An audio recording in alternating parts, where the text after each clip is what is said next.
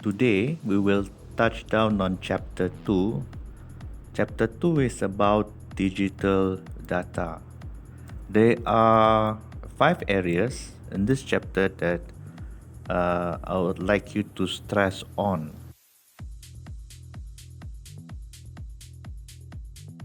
Let's start with data and information. What is data? Data is the raw material or input usually we use to key in into the computer. Now that is data. Now, when it is key into the computer, what the computer will do? The computer will process. And what does it produce? It produces information. Now, information is what we can see from our screen or what we can hear as from the speakers. So that is about data and information. Next, bits and bytes. Now, let me tell you about bit first. B-I-T, bit. Now, what is bit? Bit is the short form that stands for the term binary digit.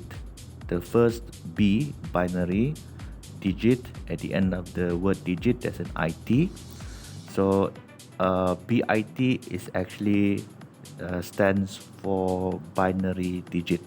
Okay, now that is the short form for binary digit, that is bit. Now bit is actually 0 and 1. 0 represents off and 1 represents on. Knowing that our computer works only when there's current. So our current is usually interpreted in the form of a wave or signal, and that is 0 and 1.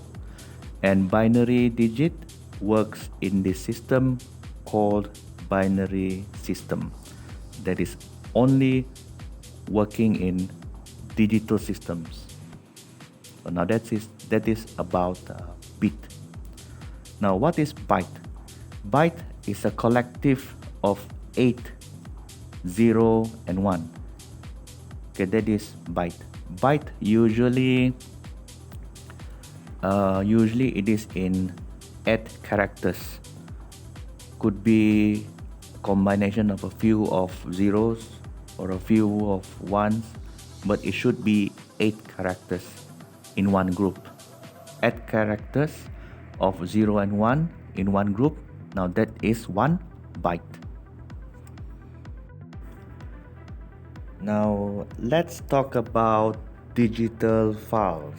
Digital files are like those files you created, like PowerPoint files, Word documents, video files. These are all digital files stored into your computer memory or hard disk.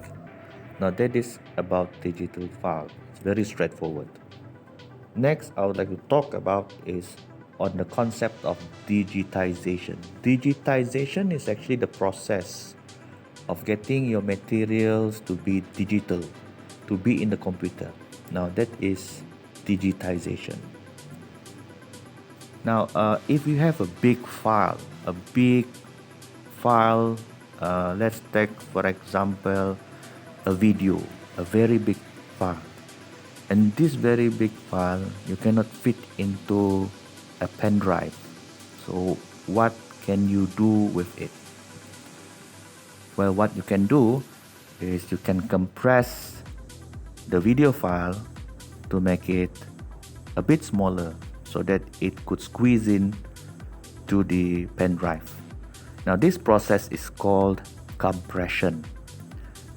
To compress a file, there's a concept called codec, C-O-D-E-C. Now codec is that concept to describe file compression. CO stands for compression, DEC stands for decompression. So if you compress a file, so after that process you will see that the file is smaller. Then when you play the file back, the process is called decompression. Alright, decompression comes when usually for viewing purposes. Now that is the process involved in codec. Compression, decompression. We are at the last part of chapter 2, which is about error detection. Okay, now let me give you a brief scenario here. There was one time I am trying to download a file, but before that I checked the file size. It was like 2.4 MB.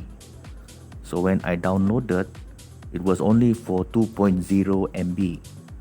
And when I tried to open the file, you know what happened? I saw nothing and the file could not be opened.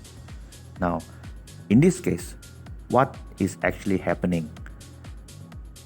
Okay, now this is actually a very good example of error happening during download or transmission. When I see originally the file is 2.4, downloaded 2.0, so there are parts of the data missing.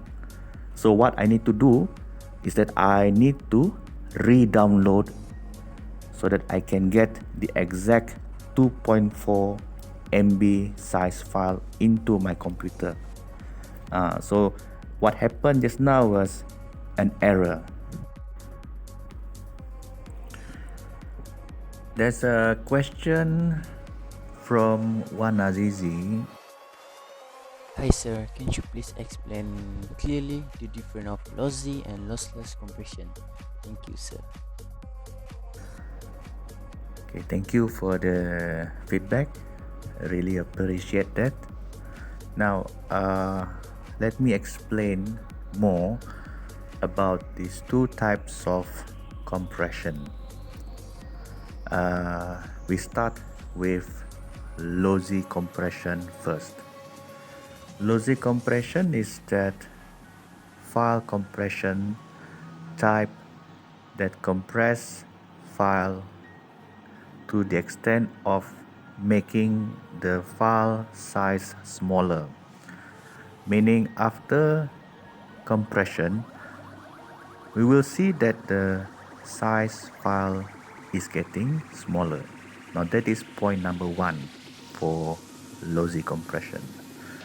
Number 2, what happened is that when the file size is getting smaller, we take an example, an image. The image size is going to be smaller too. When that happens, the quality of the image is going down. Now that is point number 2. The quality going down. So when we have this small image, we are making it larger. So what we will get is a blur image. So that image will lose quality or data. Now that's on lossy compression. Now we compare this to lossless compression. So when we compress a file by this method or type, what happened to the file is that it will also show that the file is getting smaller, but nothing much in difference. The file size is getting smaller, yes, but the quality is maintained. There's not much data loss. So from these points about lossless, we can compare.